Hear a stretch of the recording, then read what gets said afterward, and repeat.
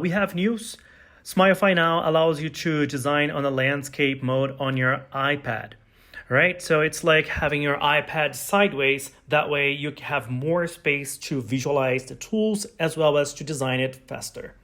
So to begin, make sure that you have your Smilefy app up to date. So go to App Store and make sure that you have the latest version. It's the version 3.5.1 or later, right? And then simply go to menu, then at the bottom of your screen, select account, and you will find now device orientation on your screen. Tap on change orientation and select landscape. Make sure to tap on save changes to save this configuration. All right, and that's it. So from now on, you will be able to design Smile simulations and 3D designs on a landscape on your iPad device.